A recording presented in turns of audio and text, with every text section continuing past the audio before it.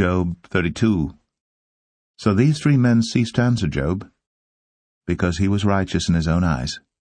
Then was kindled the wrath of Elihu the son of Barachel the Buzite, of the kindred of Ram. Against Job was his wrath kindled, because he justified himself rather than God. Also against his 3 friends was his wrath kindled, because they had found no answer, and yet had condemned Job. Now Elihu had waited till Job had spoken, because they were elder than he. When Elihu saw that there was no answer in the mouth of these 3 men, then his wrath was kindled. And Elihu the son of Barachel the Buzite answered and said, I am young, and ye are very old. Wherefore I was afraid, and durst not show you mine opinion. I said, Days should speak, and multitude of years should teach wisdom. But there is a spirit in man, and the inspiration of the Almighty giveth them understanding.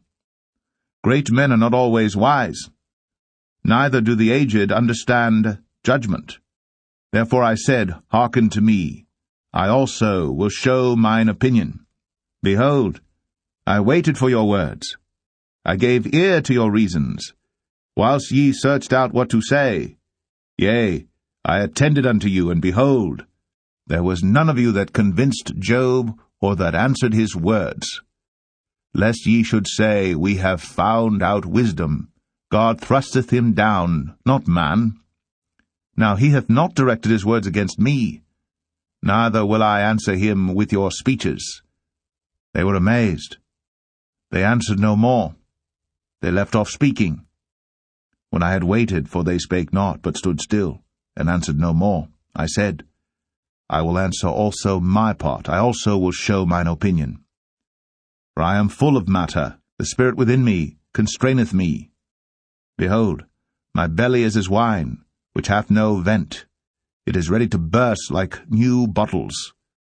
I will speak, that I may be refreshed. I will open my lips and answer.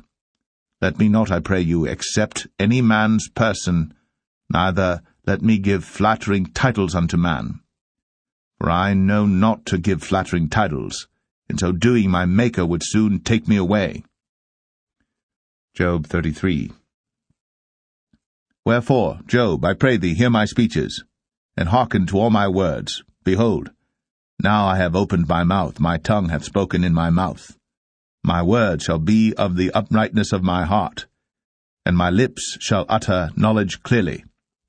The Spirit of God hath made me, and the breath of the Almighty hath given me life. If thou canst answer me, set thy words in order before me, stand up, behold, I am according to thy wish in God's stead. I also am formed out of the clay. Behold, my terror shall not make thee afraid, neither shall my hand be heavy upon thee. Surely thou hast spoken in mine hearing, and I have heard the voice of thy word, saying, I am clean without transgression, I am innocent, neither is there iniquity in me. Behold, he findeth occasions against me. He counteth me for his enemy. He putteth my feet in the stocks, he marketh all my paths. Behold, in this thou art not just. I will answer thee, that God is greater than man. Why dost thou strive against him? For he giveth not account of any of his matters. For God speaketh once, yea, twice, yet man perceiveth it not. In a dream, in a vision of the night, when deep sleep falleth upon men, in slumberings upon the bed, then he openeth the ears of men, and sealeth their instruction, that he may withdraw man from his purpose, and hide pride from man. He keepeth back his soul from the pit, and his life from perishing by the sword. He is chastened also with pain upon his bed, and the multitude of his bones with strong pain, so that his life abhorreth bread, and his soul dainty meat. His flesh is consumed away that it cannot be seen, and his bones that were not seen stick out. Yea, his soul draweth near unto the grave, and his life to the destroyers. If there be a messenger with him, an interpreter, one among 1,000, to show unto man his uprightness, then he is gracious unto him, and saith, Deliver him from going down to the pit. I have found a ransom. His flesh shall be fresher than a child's, He shall return to the days of his youth. He shall pray unto God, and he will be favorable unto him. And he shall see his face with joy, for he will render unto man his righteousness. He looketh upon men, and if any say, I have sinned and perverted that which was right, and it profited me not, he will deliver his soul from going into the pit, and his life shall see the light. Lo, all these things worketh God oftentimes with man, to bring back his soul from the pit, to be enlightened with the light of the living. Mark well, O Job, hearken unto me, hold thy peace, and I will speak. If thou hast anything to say, answer me, speak, for I desire to justify thee. If not, hearken unto me, hold thy peace, and I shall teach thee wisdom. Job 34. Furthermore Elihu answered and said, Hear my words, O ye wise men, and give ear unto me, ye that have knowledge. For the ear trieth words, as the mouth tasteth meat. Let us choose to us judgment, let us know among ourselves what is good. For Job hath said, I am righteous, and God hath taken away my judgment. Should I lie against my right? My wound is incurable without transgression. What man is like Job, who drinketh up scorning like water, which goeth in company with the workers of iniquity, and walketh with wicked men? For he hath said, It profiteth a man nothing that he should delight himself with God. Therefore hearken unto me, ye men of understanding, far be it from God that he should do wickedness, and from the Almighty that he should commit iniquity. For the work of a man shall he render unto him, and cause every man to find according to his ways. Yea, surely God will not do wickedly, neither will the Almighty pervert judgment. Who hath given him a charge over the earth, or who hath disposed the whole world? If he set his heart upon man, if he gathered unto himself his spirit and his breath, all flesh shall perish together, and man shall turn again unto dust. If now thou hast understanding, hear this. Hearken to the voice of my words. Shall even he that hateth right govern? And wilt thou condemn him that is most just? Is it fit to say to a king, Thou art wicked, and to princes, Ye are ungodly? How much less to him that accepteth not the persons of princes, nor regardeth the rich more than the poor? For they all are the work of his hands. In a moment shall they die, and the people shall be troubled at midnight, and pass away, and the mighty shall be taken away without hand. For his eyes are upon the ways of man, and he seeth all his goings. There is no darkness, nor shadow of death, where the workers of iniquity may hide themselves. For he will not lay upon man more than right, that he should enter into judgment with God. He shall break in pieces mighty men without number, and set others in their stead. Therefore he knoweth their works, and he overturneth them in the night, so that they are destroyed. He striketh them as wicked men in the open sight of others, because they turned back from him, and would not consider any of his ways, so that they caused the cry of the poor to come unto him, and he heareth the cry of the afflicted. When he giveth quietness, who then can make trouble? And when he hideth his face, who then can behold him? Whether it be done against a nation or against a man only, that the hypocrite reign not, lest the people be ensnared. Surely it is meet to be said unto God, I have borne chastisement, I will not offend any more. That which I see not, teach thou me. If I have done iniquity, I will do no more.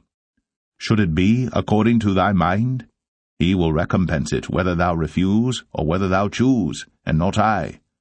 Therefore speak what thou knowest. Let men of understanding tell me, and let a wise man hearken unto me. Job hath spoken without knowledge, and his words were without wisdom.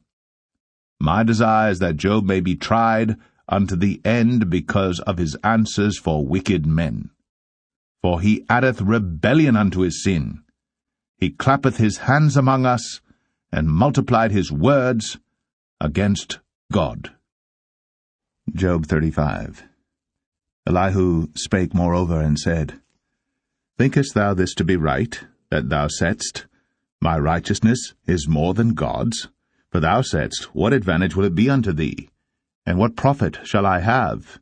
if I be cleansed from my sin? I will answer thee, and thy companions with thee. Look unto the heavens, and see, and behold the clouds which are higher than thou. If thou sinnest, what doest thou against him?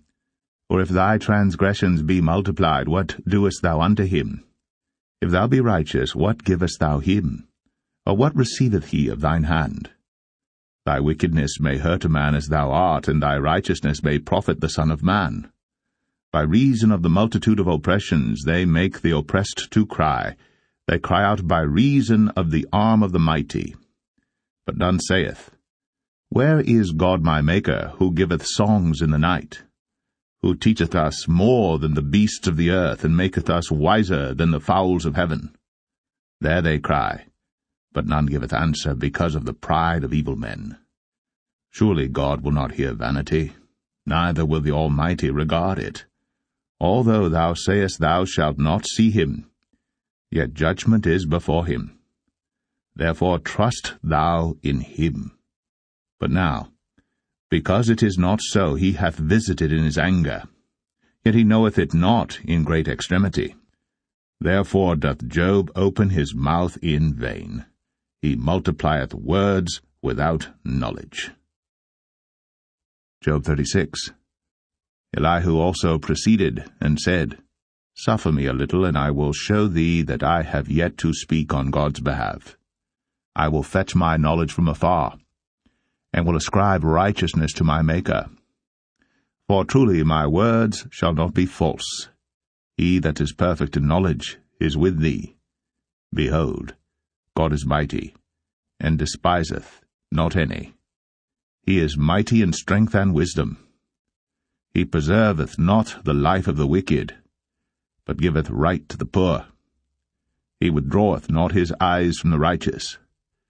But with kings are they on the throne, yea, he doth establish them for ever, and they are exalted. And if they be bound in fetters, and be holden in cords of affliction, then he showeth them their work, and their transgressions that they have exceeded. He openeth also their ear to discipline, and commandeth that they return from iniquity. If they obey and serve him, they shall spend their days in prosperity, and their years in pleasures. But if they obey not, they shall perish by the sword, and they shall die without knowledge. But the hypocrites in heart heap up wrath. They cry not when he bindeth them. They die in youth, and their life is among the unclean. He delivereth the poor in his affliction, and openeth their ears in oppression. Even so, would he have removed thee out of the strait into a broad place, where there is no straightness, and that which should be set on thy table should be full of fatness? But thou hast fulfilled the judgment of the wicked.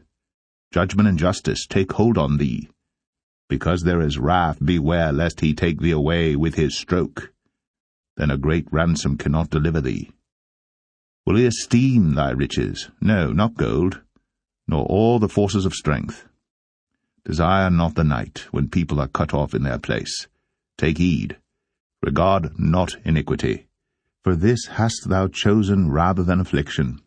Behold, God exalteth by his power. Who teacheth like him? Who hath enjoined him his way? Or who can say, Thou hast wrought iniquity? Remember that thou magnify his work, which men behold. Every man may see it. Man may behold it afar off. Behold, God is great, and we know him not.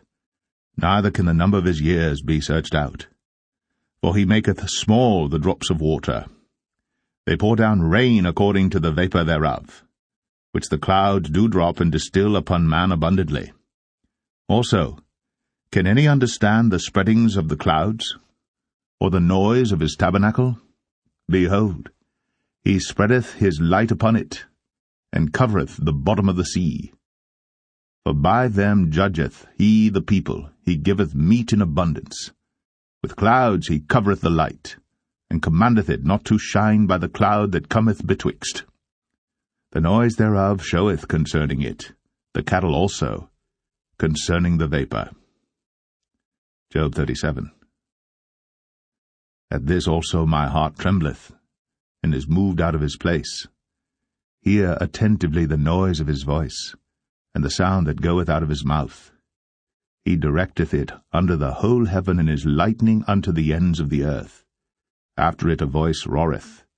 He thundereth with the voice of his excellency, and he will not stay them when his voice is heard. God thundereth marvellously with his voice. Great things doeth he, which we cannot comprehend. For he saith to the snow, Be thou on the earth, likewise to the small rain, and to the great rain of his strength. He sealeth up the hand of every man, that all men may know his work. Then the beasts go into dens, and remain in their places. Out of the south cometh the whirlwind, and cold out of the north. By the breath of God frost is given, and the breath of the waters is straitened. Also by watering he wearieth the thick cloud, he scattereth his bright cloud.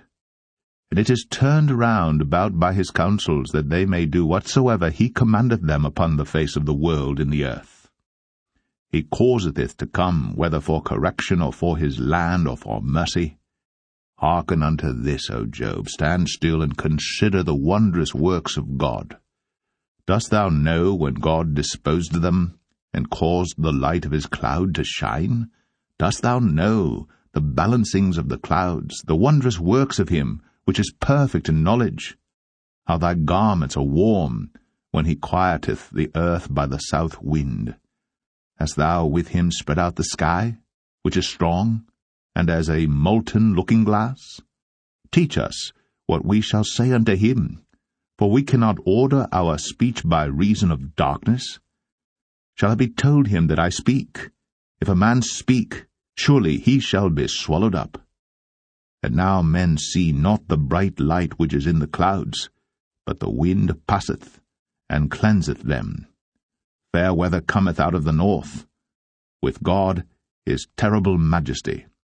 Touching the Almighty, we cannot find him out. He is excellent in power, and in judgment, and in plenty of justice he will not afflict. Men do therefore fear him. He respecteth not any that are wise of heart.